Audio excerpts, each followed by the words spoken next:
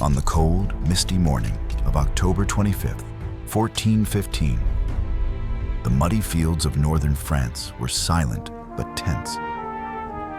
Across that drenched landscape, thousands of men prepared for a confrontation that would become one of the most astonishing and decisive battles in medieval history.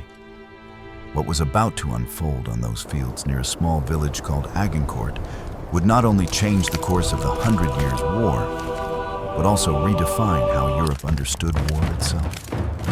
It is the story of how 8,000 English soldiers, most of them common archers armed with longbows, crushed a French army nearly 3 times their size, filled with the most powerful and prestigious knights in Christendom. To understand the miracle of Agincourt, we must journey back through the turbulent decades that led to it.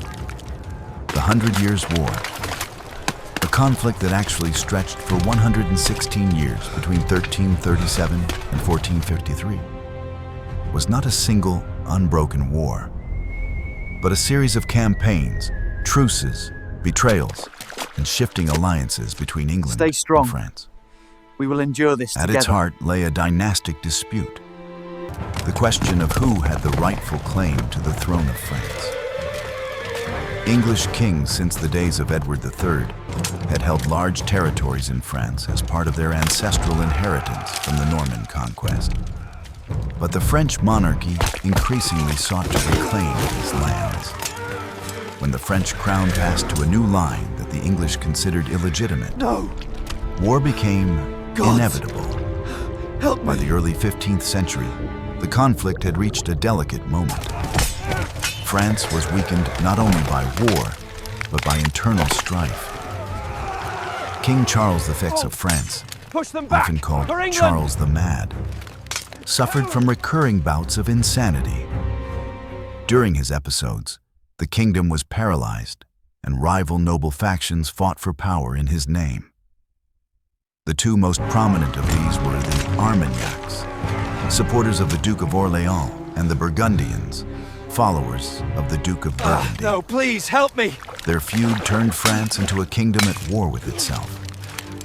While they fought one another, the English watched and waited. We cannot advance. In 1413, a new English king ascended the throne, Henry V. He was only 26 years old, but he was no ordinary monarch. Henry had been forged in the crucible of war. As a young prince, he had fought against rebellions in Wales and internal uprisings in England. Those early experiences had shaped him into a disciplined, devout, and ruthless leader. Unlike many medieval kings who relied heavily on nobles and counselors, Henry was methodical, strategic, and intimately involved in the details of war. This is madness! He believed he had been chosen by God not merely to rule England, but to claim the crown of France itself.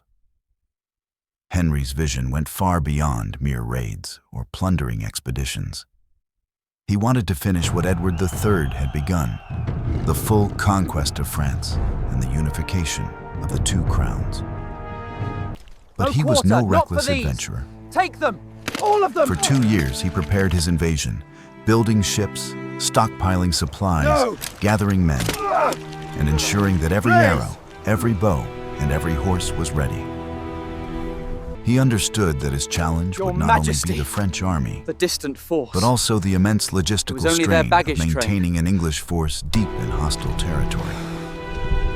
By August 1415, his preparations were complete. Henry V crossed the English Channel with around 12,000 men, a modest army by continental standards, but one that represented a revolution in medieval warfare. While French armies were dominated by heavily armored knights, Henry's force was made up mostly of archers. Around 8,000 of his men carried the legendary English longbow, a weapon that would soon earn a fearsome reputation across Europe. The English longbow was a masterpiece of simplicity and power. Standing nearly 2 meters tall and carved from the resilient wood of the yew tree, it could shoot an arrow over 300 meters with deadly accuracy. The draw strength required immense physical training. A seasoned archer could loose 10 to 12 arrows per minute. when fired in volleys by thousands of archers, those arrows could darken the sky like a storm of steel. At closer range, they could pierce chainmail and even the plate armor that knights believed made them invincible. The longbow transformed the ordinary English yeomen, farmers and craftsmen, into the deadliest soldiers of their age. Henry's first objective was to seize the French port of Harfleur at the mouth of the Seine River.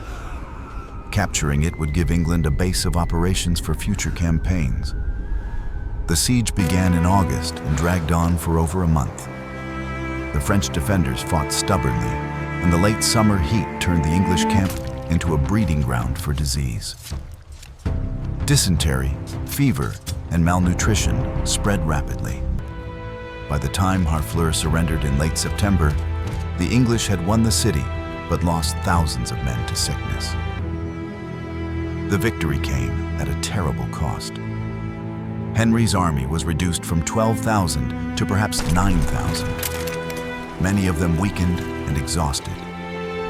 Most kings in his position would have consolidated their gains and returned to England to rebuild. But Henry was not most kings. Against the advice of his commanders, he made a daring and dangerous decision. He would march his army overland to the English stronghold at Calais, more than 150 miles away, through enemy territory teeming with French forces.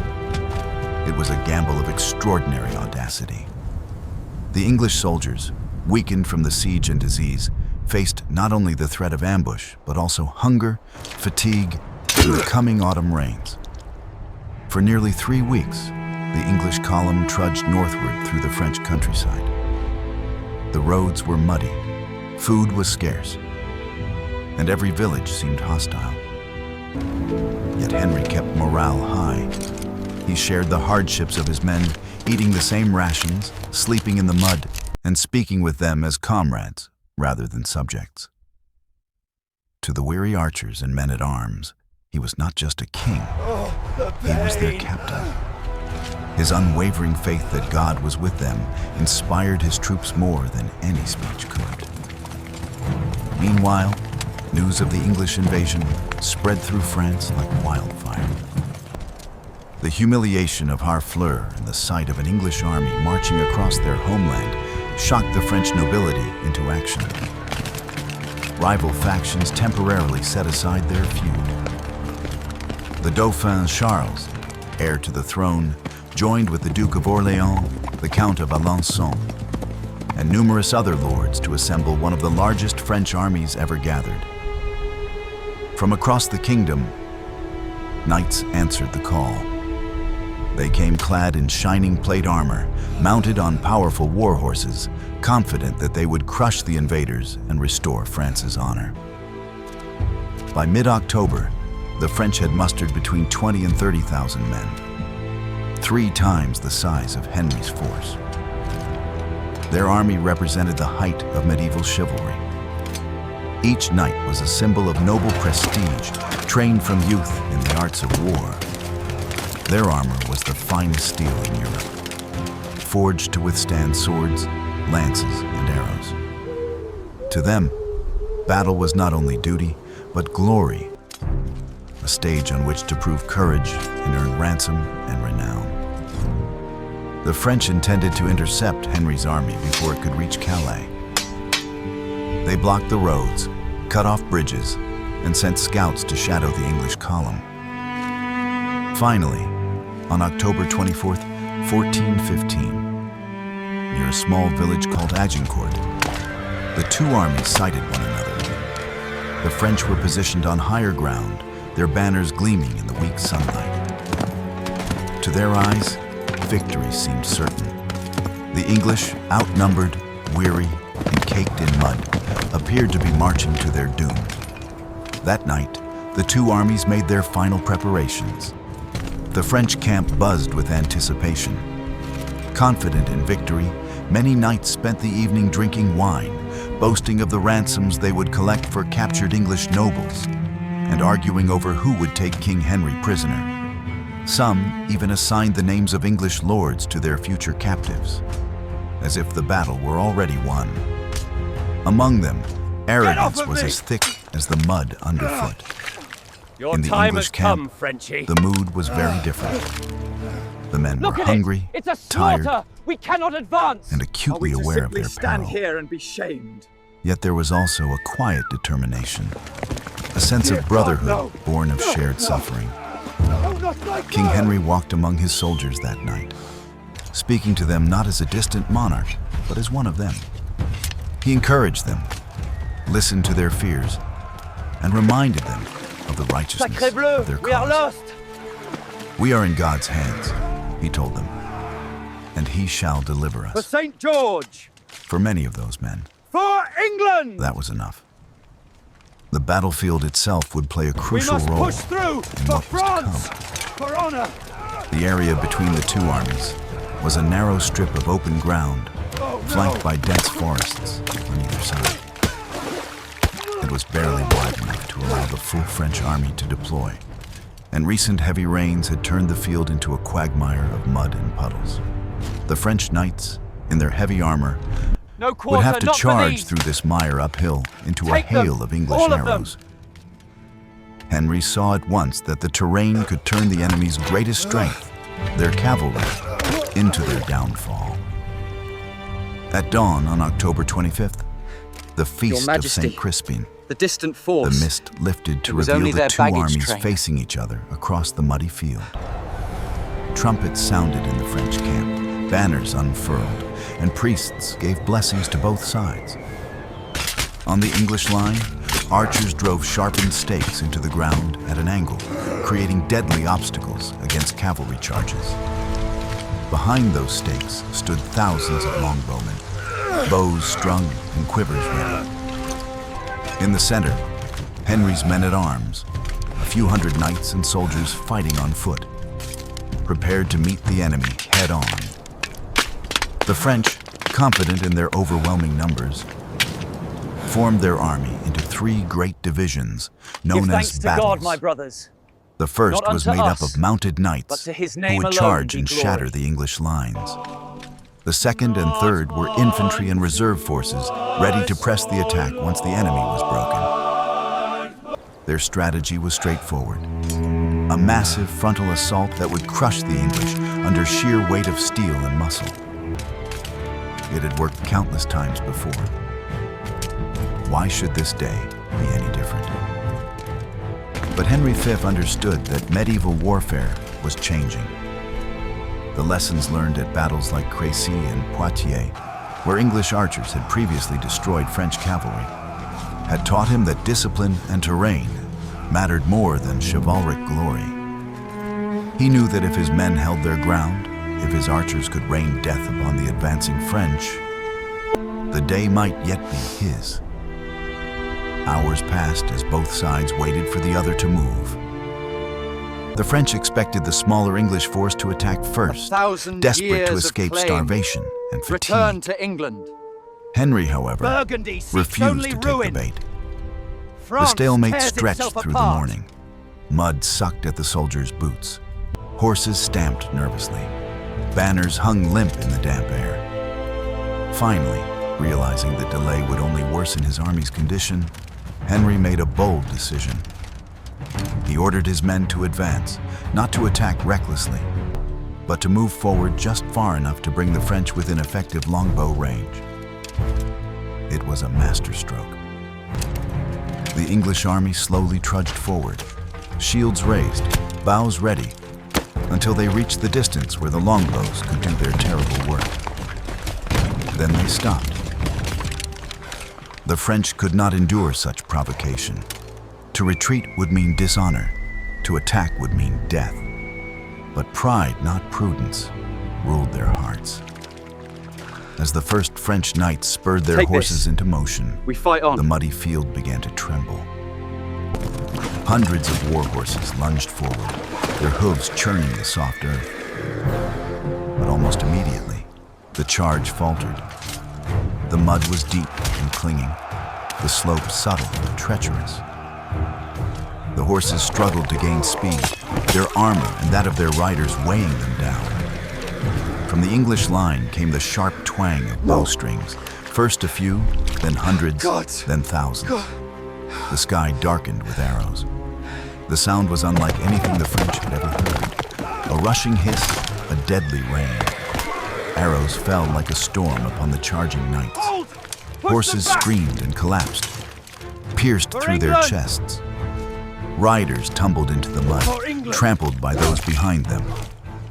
The French line wavered but pressed on, driven by momentum and pride. Behind their defensive stakes, the English archers loosed arrow after arrow, each shaft finding its mark. The sheer volume of fire was staggering. Some chroniclers estimate more than 70,000 arrows every minute. No armor could withstand such fury for long. Knights who reached the English lines found themselves slipping, falling, drowning in the mud as their comrades crashed into them from behind. The field became a chaos of bodies, metal, and blood. Henry watched it all unfold with grim resolve. His gamble had worked. The French army, vast and magnificent, was being destroyed not by superior numbers or equipment, but by physics, terrain, and the discipline of men who had trained their whole lives with a bow. The mud that had promised to hinder the English march was now trapping the pride of France. And thus began one of the most extraordinary victories in the annals of war. A triumph not of size or strength, but of strategy, courage, and innovation. The first French charge that morning was meant to shatter the English line in one swift blow. Instead, it plunged into chaos almost immediately. The sheer weight of the knights, packed shoulder to shoulder on a narrow, muddy field, turned their advance into a slow, grinding struggle. What was supposed to be a glorious cavalry charge became a desperate crawl through sucking mud and falling comrades. The horses, bred for speed and power, floundered and stumbled under the burden of armor and man. And as they advanced, the English longbowmen unleashed death upon them. The hiss of arrows filled the air, a relentless, rhythmic sound like heavy rain on steel. 8,000 bowstrings twanged in unison, sending a storm of shafts arcing high before plunging into the advancing French ranks. The arrows struck with the force of thunderbolts, punching through visors, splitting mail, and tearing into horses' flesh. Men fell screaming into the mud. Horses reared and collapsed, crushing their riders beneath them. The ground quickly became slick with blood and churned earth. It was not just death that the archers brought, but confusion. The French knights, encased in plate armor and squeezed into too narrow a space, could neither advance effectively nor retreat. The fallen became obstacles for those behind, tripping horses and breaking formations.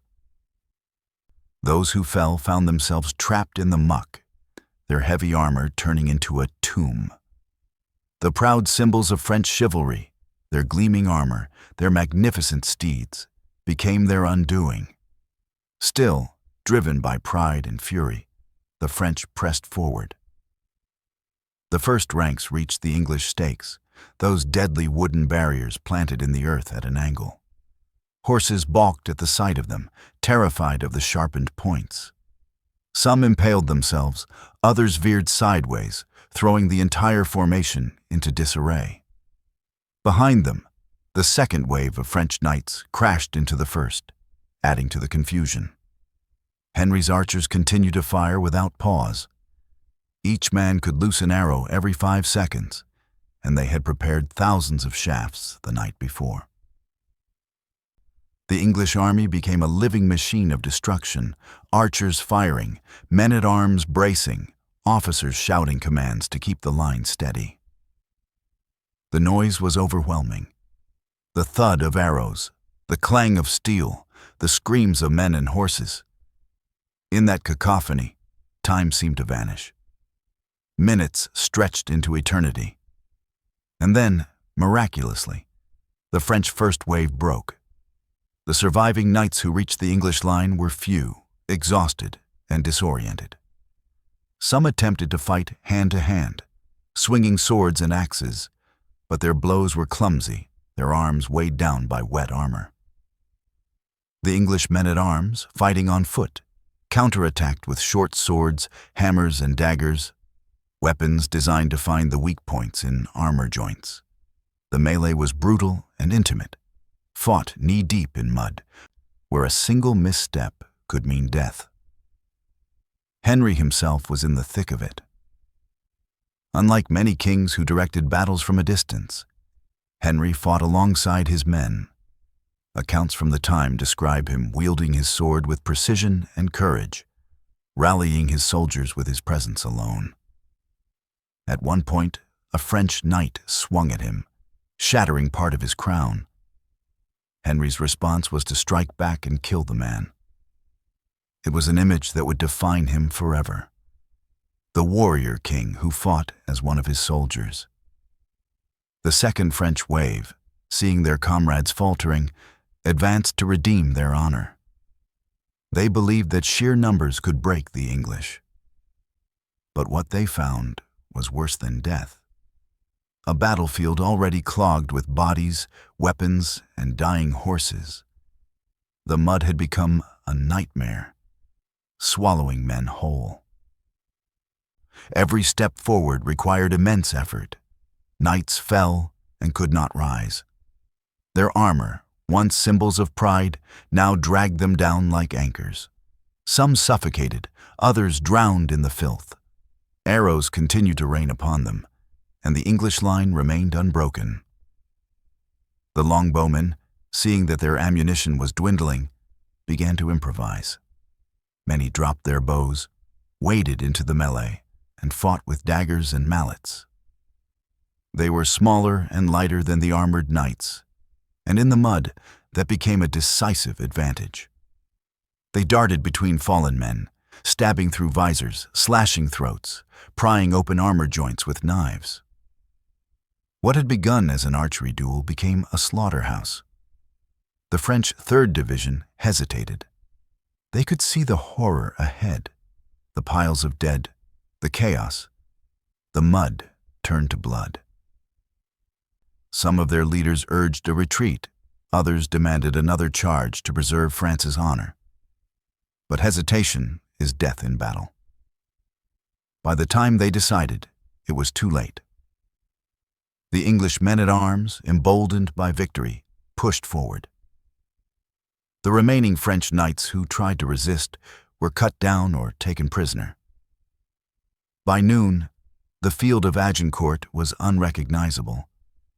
What had once been open farmland was now a sea of corpses.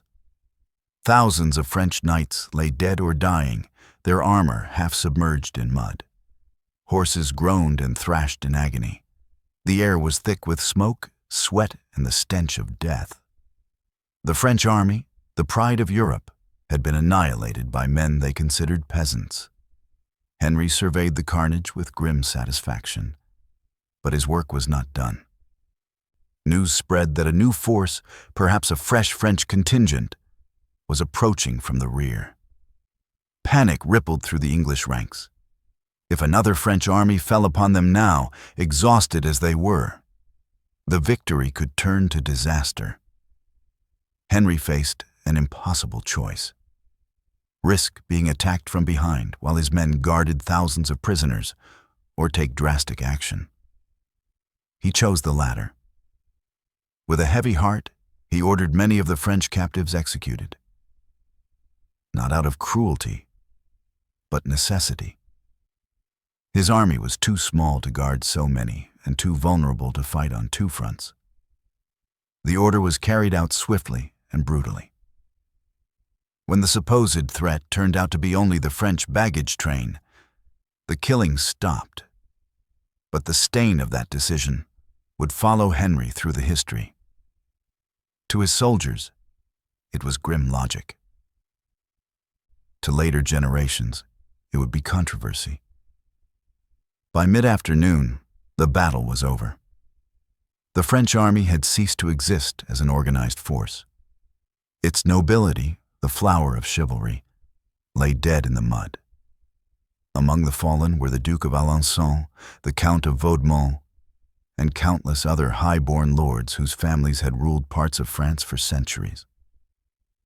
The names of medieval France, once synonymous with pride, power, and honor, were silenced on that field.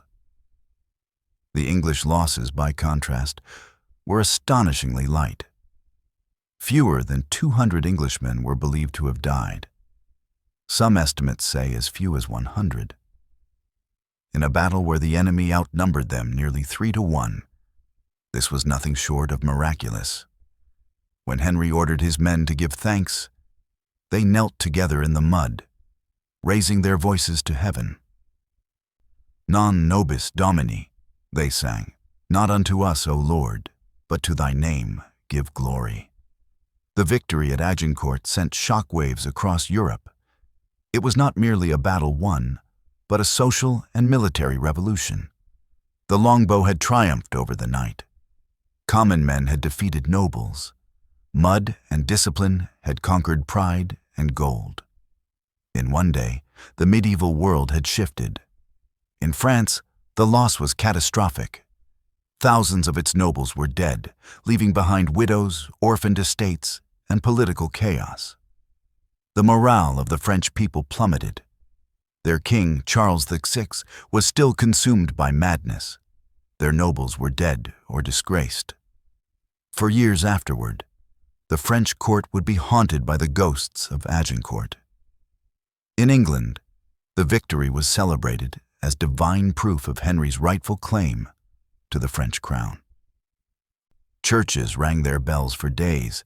Chroniclers compared Henry to the heroes of Scripture, calling him a new David who had defeated Goliath. The victory inspired songs, poems, and stories that would echo through centuries.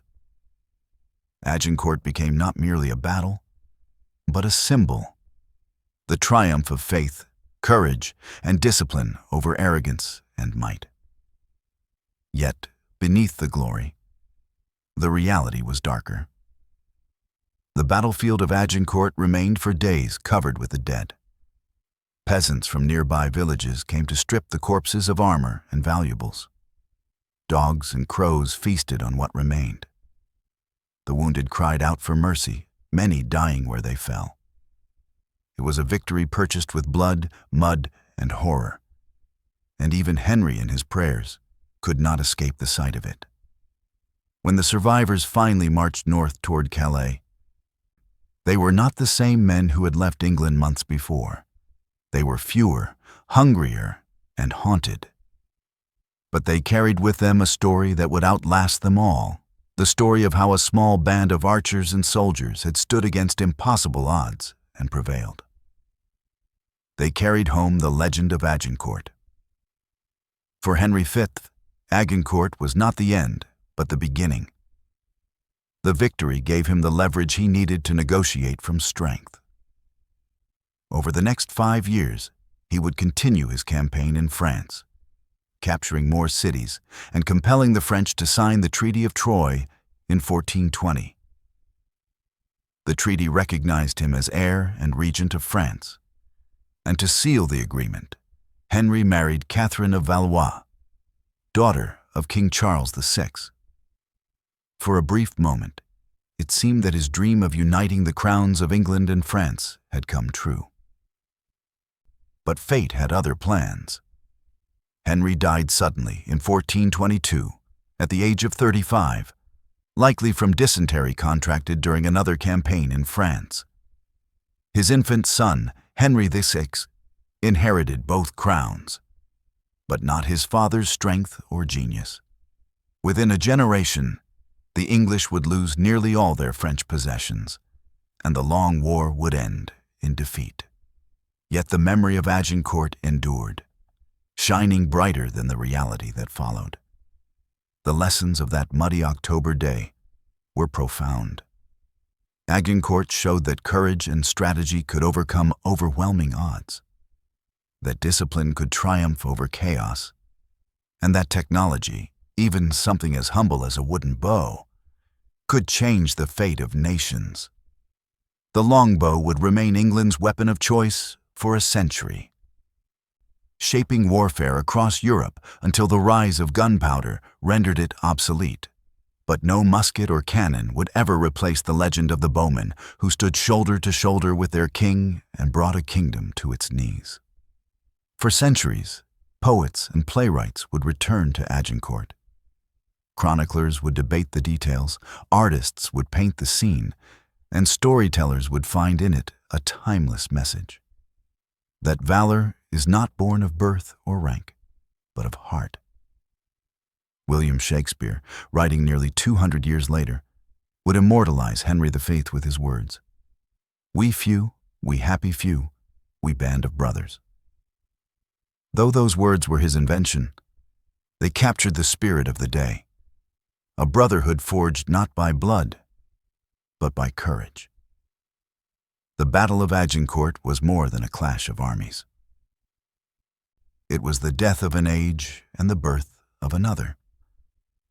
It marked the beginning of the end for the age of chivalry, when knights ruled the battlefield, and the dawn of a new world where skill, discipline, and technology would decide wars. On that muddy field, beneath the gray skies of northern France, the Middle Ages began to give way to modernity.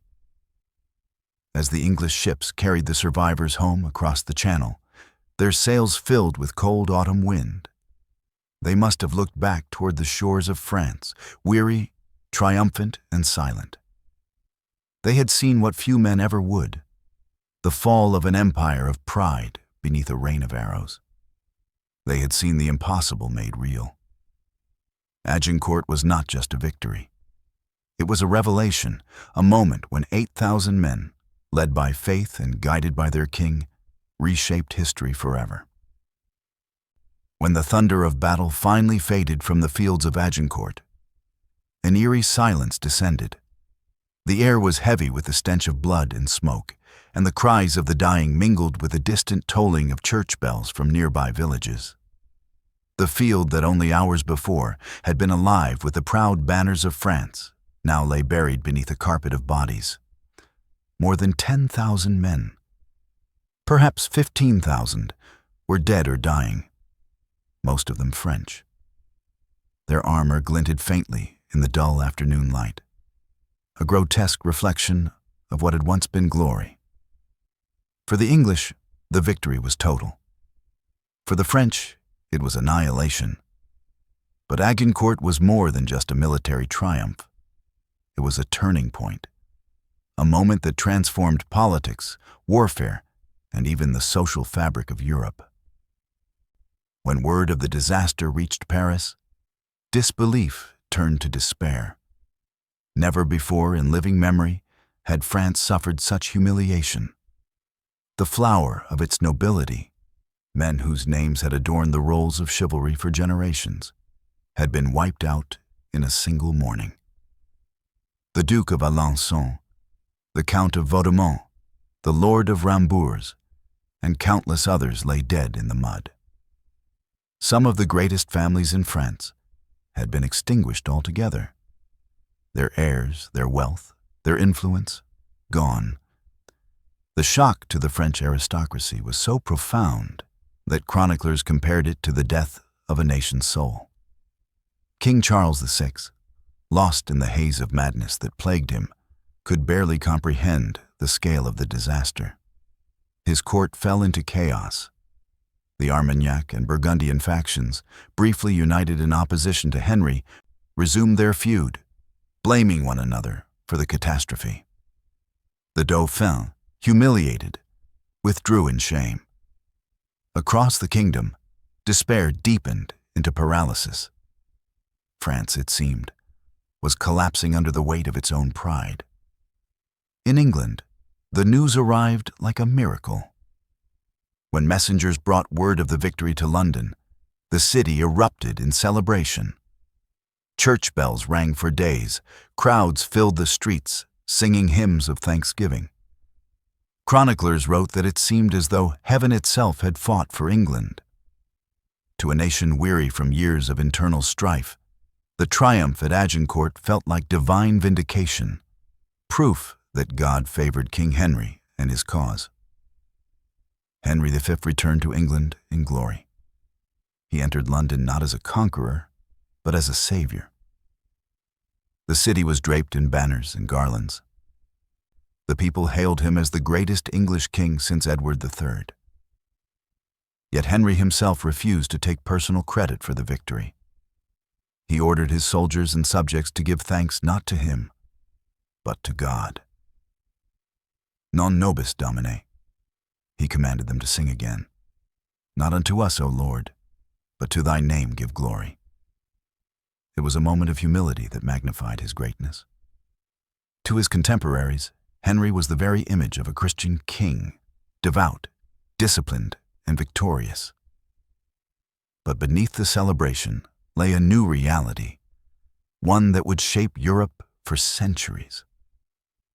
The Battle of Agincourt was not simply a triumph of courage. It was a revolution in military thinking. The dominance of the knight, that armored symbol of feudal power, had ended. For nearly 400 years, the mounted knight had ruled the battlefield. His code of chivalry, his armor, his noble birth, all had seemed unassailable. But on that wet October morning, thousands of such men had been brought down by arrows fired by peasants. The social order that had governed Europe for centuries had cracked. The English longbow had proven itself more than a weapon. It was an equalizer. A man of humble birth could, with training and discipline, destroy a noble warrior worth 100 times his value. The longbow turned the battlefield into a meritocracy of skill and endurance. In the mud of Agincourt, courage, precision, and teamwork triumphed over wealth and bloodline. This realization would reverberate far beyond the war itself. The French military establishment was forced to confront the brutal truth. Their methods were obsolete. The chivalric ideal, the notion that wars were decided by gallant charges of noble horsemen, was dead. From now on, victory would belong to discipline, technology, and organization. Armies began to evolve, slowly replacing knights with professional soldiers, pikemen, and, in time, gunmen. Within a century, the thunder of cannons and muskets would echo across Europe. But the first cracks in the old world had opened at Agincourt. Yet the victory also carried deep symbolic power for England. It became the cornerstone of national identity, a story that defined what it meant to be English. Agincourt was not just about winning a war.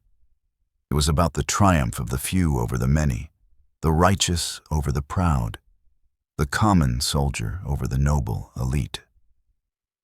It was a victory of spirit, discipline, and divine favor, themes that would be invoked again and again in the centuries to come, in moments of crisis from the Spanish Armada to the Battle of Britain.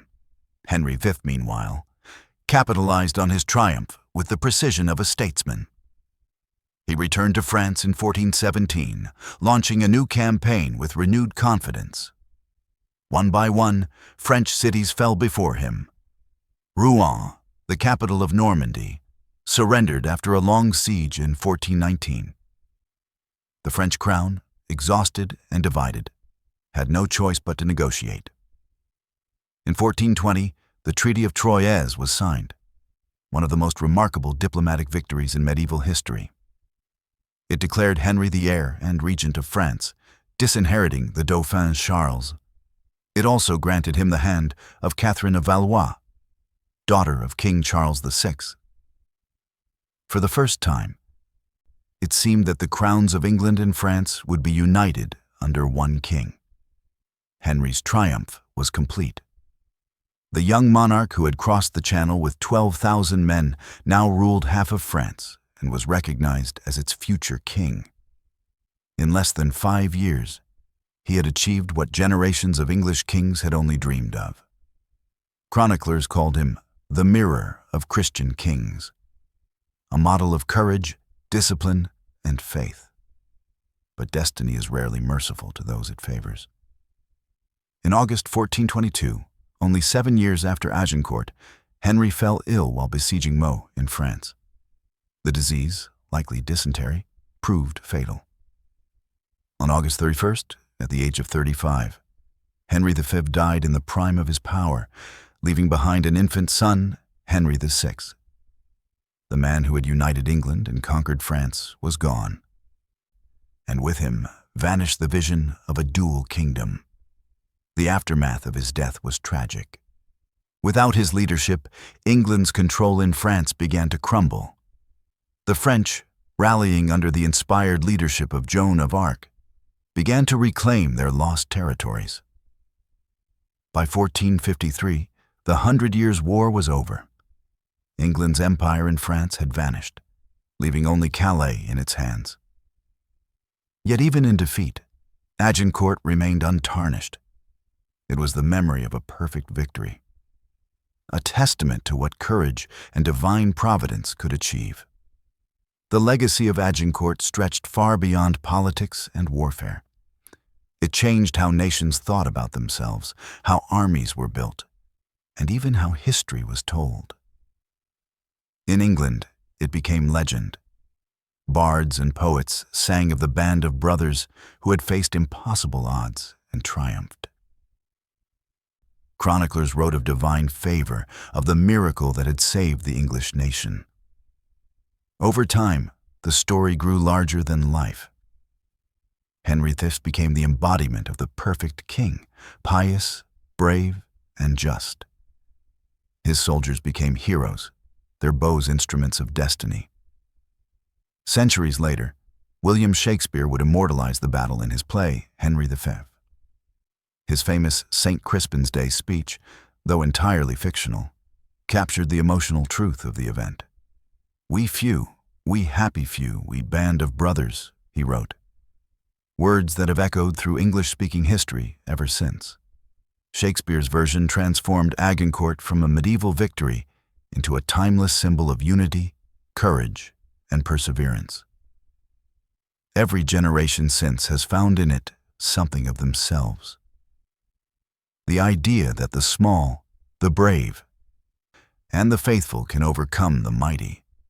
But Agincourt was also a lesson, a brutal reminder of how pride can destroy even the strongest armies.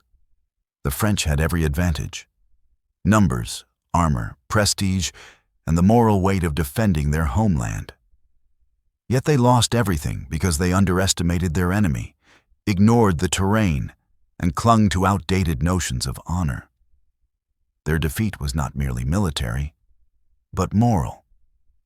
It exposed the arrogance of a system that valued birth over skill and appearance over effectiveness. In the mud of Agincourt, the future was born, and it did not belong to the knights. The social consequences of the battle were profound. In England, the victory elevated the common soldier. The yeomen archers, farmers, craftsmen, men of modest means, had become the saviors of the realm. For the first time in English history, ordinary men had shaped the fate of nations. Their success challenged the rigid hierarchies of medieval society and planted the seeds of a new idea: that valor and service could define a man more than birth or wealth. This quiet revolution would echo in England's political evolution for centuries to come. In France, the effects were devastating. The loss of so many nobles created a power vacuum that deepened the country's internal divisions. Estates fell into ruin, inheritance disputes multiplied, and local governance faltered. Yet from this chaos, a new France eventually emerged, one less dependent on feudal lords, more reliant on centralized royal authority. The monarchy, once weak and fragmented, would in time grow stronger than ever. The rise of the modern French state, paradoxically, began in the ashes of Agincourt. The technological implications of the battle were equally far-reaching. The longbow's dominance demonstrated the power of ranged weapons and inspired further innovations in warfare. Engineers began experimenting with gunpowder artillery, seeking new ways to replicate the destructive effectiveness of massed missile fire. Within decades, cannons and early firearms began to appear on European battlefields. They were crude and unreliable at first, but they required far less training than the longbow and could be mass-produced. Slowly but inexorably, they changed the face of war. By the 16th century, the age of the longbow had ended, replaced by the gun and the cannon. Yet every new weapon carried a trace of Agincourt's lesson, that technology and discipline could overcome tradition and strength. The evolution of warfare from knights to gunmen, from armor to mobility, was not born in laboratories or castles, but in that muddy field where 8,000 archers broke the pride of France. Agincourt also reshaped how historians and thinkers understood victory. It became a case study in leadership, morale, and tactical genius. Military scholars for centuries would analyze Henry's decisions, his use of terrain, his psychological preparation of his troops, his control of timing. The battle became a textbook example of how inferior numbers could triumph through superior strategy. Even modern military academies study Agincourt as a lesson in asymmetric warfare, how to win when outmatched. Yet the victory was not purely military. It was also deeply psychological and spiritual. For the English, Agincourt was proof that God was on their side. For the French, it was a lesson in humility and renewal. Many in France came to see the defeat not as divine rejection, but as a test, a trial through which the nation would later find redemption. That belief would pave the way for Joan of Arc and the spiritual revival that saved France a generation later. Over time, the fields of Agincourt returned to peace. Farmers plowed over the ground where knights had fallen. The armor rusted, the bones sank into the soil, and the grass grew green again. But the echoes of that day never faded. Travelers who passed through the region spoke of ghosts, of clanking armor heard at night, of faint battle cries carried on the wind. Whether legend or memory, Agincourt refused to be forgotten. Modern archaeology has confirmed much of what chroniclers described. Excavations have unearthed arrowheads, fragments of armor, and horseshoes buried deep in the soil. Analysis of the terrain confirms the accounts of mud, narrow space, and devastating archery. Even 6 centuries later, the earth still bears the scars of that day. Perhaps what makes Agincourt so enduring is not just its scale or drama, but its humanity. It was a battle that revealed the best and worst of mankind. Courage and cruelty, faith and pride, discipline and desperation. It showed how leadership could inspire men to achieve the impossible, and how arrogance could destroy even the mightiest. It is both a triumph and a tragedy, a moment of light born out of immense darkness. When we speak of Agincourt today, we do not merely recall an event from medieval history. We remember an idea, that courage and ingenuity can overturn destiny, that unity can triumph over chaos, and that faith, when joined with preparation, can move mountains. For Henry V and his men, those truths were written in blood upon the fields of northern France. More than 600 years have passed since that October morning, but Agincourt remains alive in the world's memory.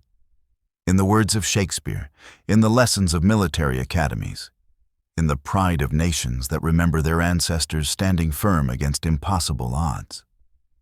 The arrows have long since fallen, but the story they wrote still soars.